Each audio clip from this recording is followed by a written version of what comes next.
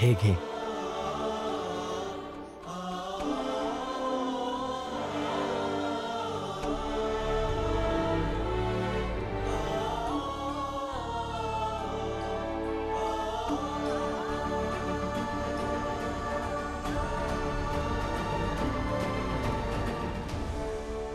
बस झालं, आता पोट भरलं. अगं नाही रमा, हे बघ सकाळपासून तू काही खाल्लं नाहीयेस. अर्धी पोळी बाकी आहे. अरे खाऊन घे. मग काय झालं, माझं पोट भरलं आहे. थोडा धक्का दे आणि क्षमता वाढव तुझी. क्षमता वाढवशील तर जास्त जेवू शकशील तू. अरे पोटात जेवढी जागा आहे तेवढंच खाईन ना. रमा असं नको करूस, खा ना थोडं. हे घे. बस झालं, माझं पोट भरलंय. रमा हे घे. माझं पोट भरलंय. तुला अहो, माझी बस. शपथ रमा, तू सकाळपासून काही खाल्लं नाहीस. अर्धी पोळी बाकी आहे, संपवून टाक. हे घे.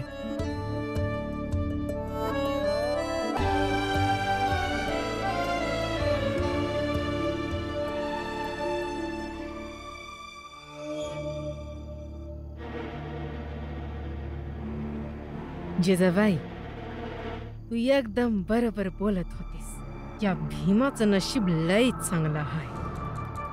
प्रत्येक संकटातून लगेच बाहेर पडतो. हा भीम बी ना कधी बॉम्बेच्या गव्हर्नर कडे पोहोचतो, कधी राजा महाराजाकडे पोहोचतो, आणि आता तर मेहता साहेबांकडे पोहोचला. मला समजतच नाही समदे याचं एवढं कशा पायी ऐकतात. काय बी हरकत नाही. जे लोक जास्त उड्या मारतात ना, जखमा त्यांना जास्त होते. एकदाची जोरदार जखम लागली तर माणसाला उड्या तर सोड, साधे चालताना बी यायचं नाही. हा भीम आणि रमा असाच उड्या मारत राहिले ना तर एक ना एक दिवस जखम तर नक्की होईल, आणि आपण आणखी जखम देऊ. मग गव्हर्नर काय, नेता साहेब काय, कोणाच्याच इकडं पोचू नाही शकणार. बघस तू. जेवण करायचंय.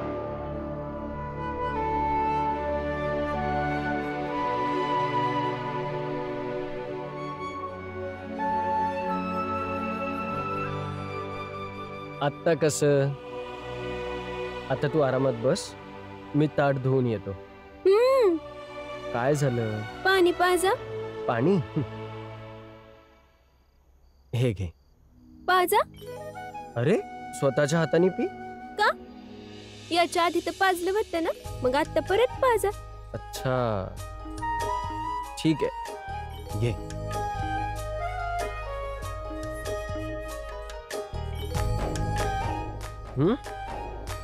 आता आराम कर.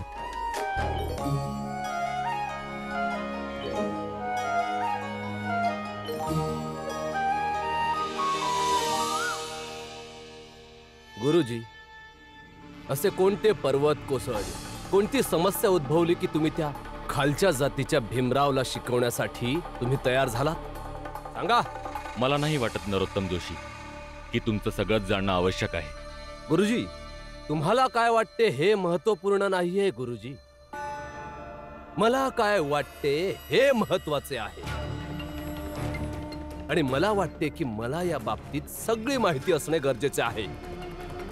आधी त्या मॅनेजरने पूर्ण बाब सांगितली नाही, आणि आता तुम्हीही सांगत नाही आहात. काय ठरलं होतं आपल्यामध्ये की तुम्ही भीमरावला शिकवणार नाहीत? हेच ठरलं होतं ना आपल्यात. सांगा. वायफळ बडबड करू नकोस, इथून निघून जा. गुरुजी, तब्येत खराब झाली आहे का तुमची? अहो कसं बोलताय तुम्ही जोशीजींसोबत? तुम्हाला जेवढं विचारलंय तेवढंच सांगा. मी म्हणालो ना, मी नाही सांगणार. गुरुजी, गुरुजी, तुम्ही म्हणालात तुम्ही नाही सांगणार, पण आम्ही म्हणतोय सांगा. तर तुम्हाला सांगावेच लागेल गुरुजी. लवकर सांगा काय झाले, नाहीतर येथून धडधाकट जाऊ शकणार नाही तुम्ही. तू थांबवणार आम्हाला? विसरू नकोस की मी तुझा शिक्षक आहे आणि तू एक विद्यार्थी. गुरुजी, तुम्ही हे विसरू नका की मी कोणी साधा विद्यार्थी नाहीये. नरोत्तम जोशी आहे मी. सोड माझा हात, सोड. अहो जोशीजी, मी तर म्हणतो गुरुजींना सोडूनच द्या. सोड माझा हात, सोड. ठीक आहे, जशी गुरुजींची आज्ञा. हट.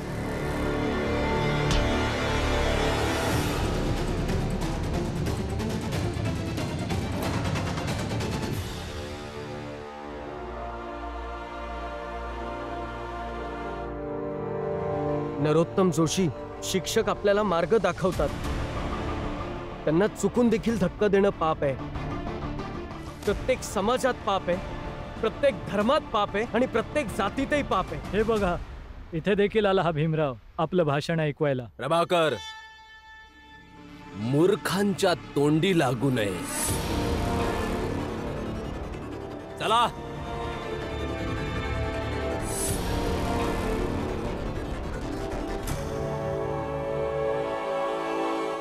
गुरुजी, तुम्ही ठीक आहात ना? जोपर्यंत तू मला स्वतःबद्दल असं काहीतरी सांगत नाही जे मला माहितीच नाही आहे, तोपर्यंत मी तुला शिकवणार नाही. आता माझ्या वर्गात शिक्षण नाही होणार. या बाकीच्या विद्यार्थ्यांचं सिलेबस मी वर्गाच्या बाहेर पूर्ण करीन. तू तुझं बघ. आणि एक गोष्ट नीट ऐक, तू तुला हवी ती नाटकं कर, पण मला काहीच फरक नाही पडणार.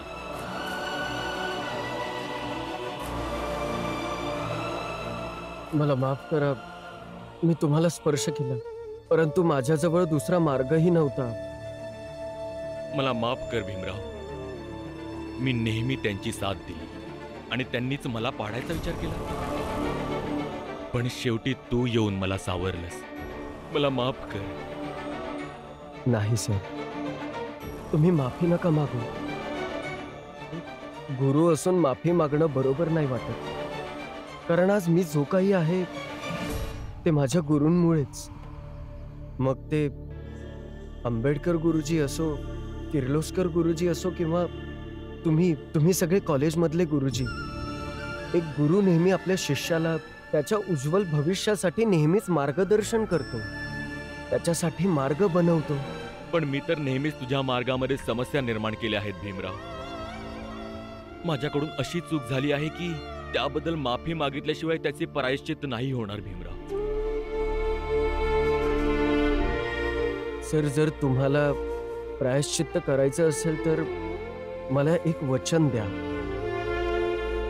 यापुढे कधीही कोणीही जर तुमच्याजवळ शिकायला येत असेल, तुम्ही कधीच त्याला शिक्षणापासून दूर करणार नाही.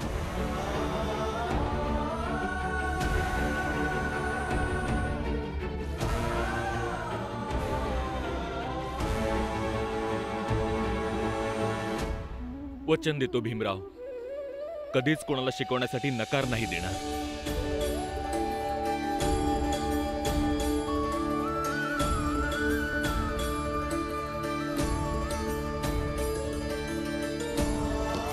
तुला शिकून सवरून एवढं मोठं व्हायचंय की प्रत्येक माणसाला तुझ्या सोबत बसावंसं वाटेल, प्रत्येक माणसाला तुला स्पर्शून गर्व वाटेल.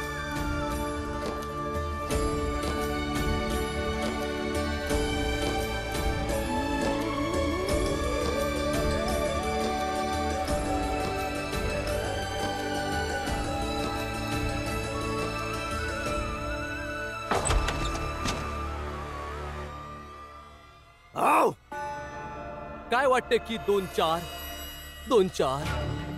चार शिक्षकांना आपल्या बाजूने केले तर समाजाची व्यवस्था बदलून जाईल, नियम बदलून जातील समाजाचे मूर्ख. नरोत्तमजी, मी केव्हापासून तुम्हालाच शोधत होतो. काय झालं विनयजी? हे बघा, आपलं सगळं काम पूर्ण झालेलं आहे. जेवढे मजूर आपल्याला हवे होते ते बाळाने मिळवून दिलेत. आता फक्त जहाज पाठवायचं बाकी आहे, पण त्याकरिता त्या मजुरांसाठी सरकारकडून ॲग्रीमेंट होणं अजून बाकी. तर ॲग्रीमेंट करून घ्या. त्या सगळ्या खालच्या जातीच्या लोकांना करारबद्ध मजूर बनवून घेऊन जा. मग मी त्या भीमरावला कसे धुळीत मिसळवतो. तुम्ही काळजी करू नका, ही ॲग्रीमेंटची कॉपी आहे. तुम्ही त्या सगळ्या मजुरांच्या सह्या आणि अंगठे मिळवून द्या.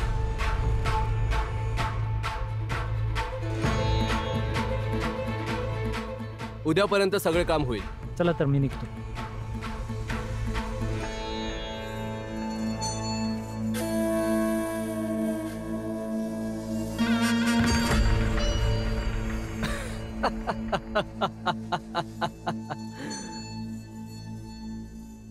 लक्ष्मी, आपल्याकडे वेळ फार कमी आहे.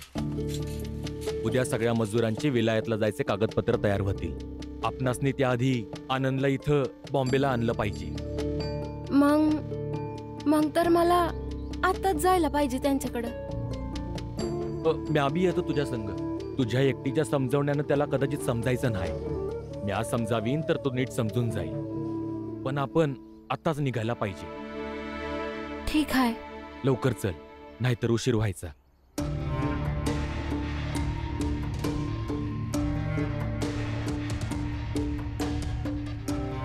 लक्ष्मी बाळासोबत कुठे चालली आहे? वहिनी, या भीमन रमाचं काहीतरी उपाय शोधा ना. आई, मी आणि लक्ष्मीताई काम शोधायला चाललोय. ऐ थांब. रमा, तू का काम शोधायला जातेस? मामी, आता तुम्ही सकाळी सकाळी सुरू नका हुआ. अग, खरंच तर बोलते आहे. आता बघ, तुझ्या हाता पुढे भीमची काही किंमत राहिली आहे नाही ना. याला ते करावंच लागतं जे तुला हवं असतंय. बघ, तू एक काम कर. भीमला सांग की त्यानं देशाचा खूप मोठा माणूस बनावा आणि कायदे नियम तो स्वतःच बनेल. म्हणजे तुला काय अडचण नको व्हायला ना. होय ना? हो वहिनी, तुला काम शोधावंच लागणार नाही. काहीच त्रास नाही होणार. तू एक काम कर, त्याचा अभ्यास आणि शिक्षण बंद कर आणि तुझ्या हट्टाला चिटकून ठेव. तुझे हट्ट पुरवून घेत राहा. काय तशी तू हायस खूप हुशार. नवऱ्याला आपल्या मुठीत कसं ठेवायचं हे तर तुझ्याकडून शिकावं. अगे जिजाबाई, तू तुझ्या सुनेकडून काही शिकत का नाही? आपल्या हट्टाने आपल्या नवऱ्याला आपल्या मुठीत करू शकली असतीस तर आज हा दिवस बघायची वेळ आली नसती. बरोबर बोलताय वहिनी तुम्ही. रमा, रमा, मला पण शिकव ना आपल्या नवऱ्याला कसं मुठीत ठेवतात. तुझी जशी प्रत्येक गोष्ट ऐकतो भीम. तू पाहिलंस ना, तुझे बाबा माझी एक पण गोष्ट ऐकत नाही. मला पण शिकव ना कसं मुठीत ठेवतात. ते काम बाम नंतर होत राहील. शिकवशील ना? हा अग रमा,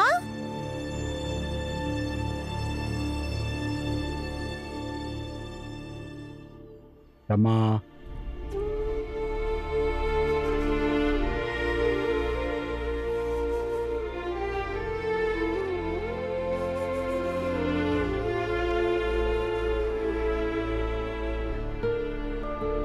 तू रडतेस कशाला?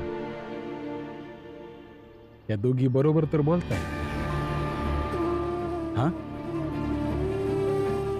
रमा, काल तू भीम जवळ तो दुधाचा ग्लास घेऊन गेली होतीस, ज्यातून भीम दूध प्यायला होता. आणि त्यावेळी भीमला तू काय म्हणालीस जरा आठव. जेव्हा तुम्ही दूध पिऊन हा ग्लास ठेवून जाता ना, तेव्हा हा ग्लास उचलताना मला लय अभिमान वाटतो का ह्या ग्लासामध्ये भीमराव आंबेडकरांनी दूध पिले. काय आहे ना पोरी, कित्येकदा दबाव कोळशाला पण हिरा बनवतो. आणि एका नवऱ्याला त्याच्या बायकोपेक्षा जास्त कोणीच ओळखू शकत नाही.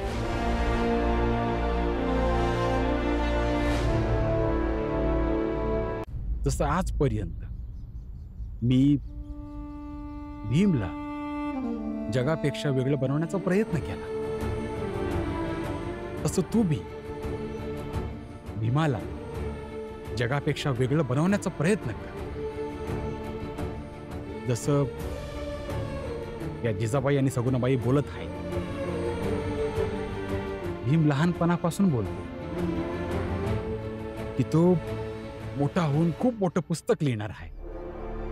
त्यात हे लिहीन, त्यात ते लिहीन.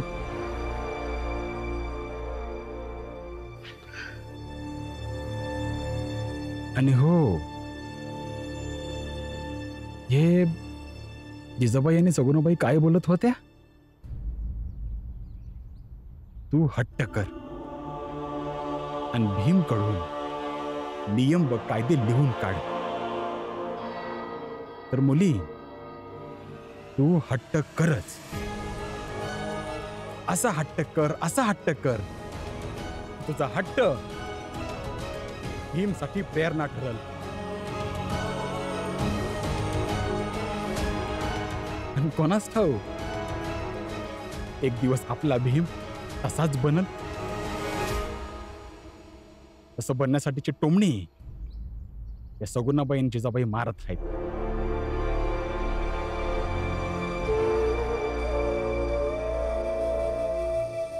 रडू नकोस पोरी, सगळं ठीक होईल. रमा, रमा,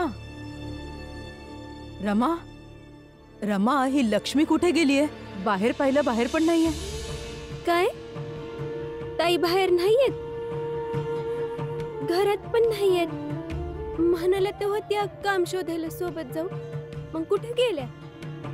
रमा, मी लक्ष्मीला बाळासोबत जाताना बघितलं.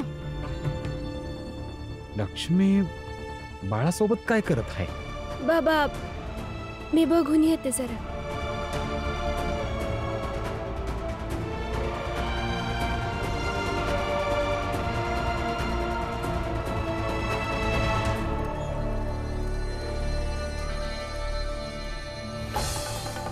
रामजी, बाला, लक्ष्मी आणि आनंद तिघ 5 वर्षांसाठी गिरमिटिया मजदूर बनून इथून निघून जातील. तुला पत्ता पण लागणार नाही. जय भीम, जय भीम, जय भीम, जय भीम, जय भीम.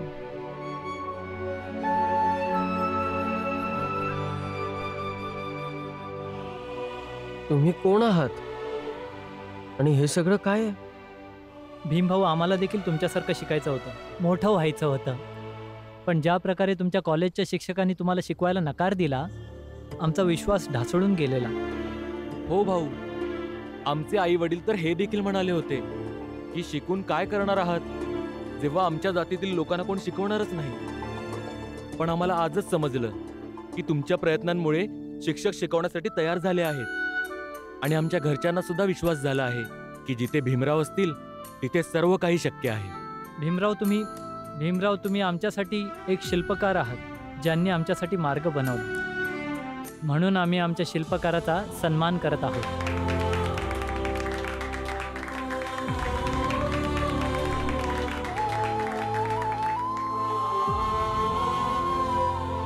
ह्यासाठी खूप खूप आभार.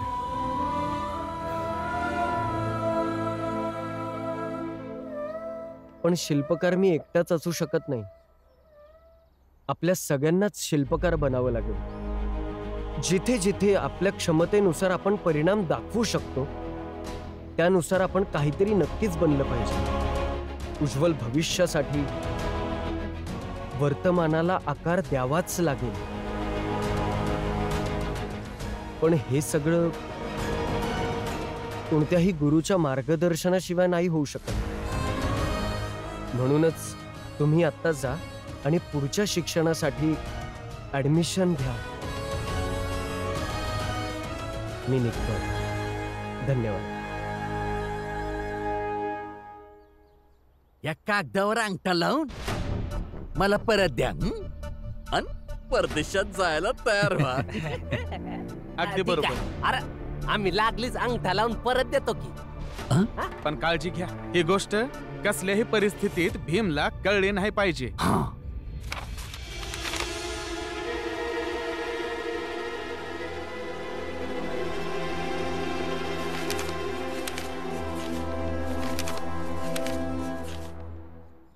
हे घ्या, लवकर लवकर अंगठा लावा. जनार्दन, इथं 2 कागद होते, दुसरा कागद? अरे इथंच असल. तू तुझा कागद दाखव.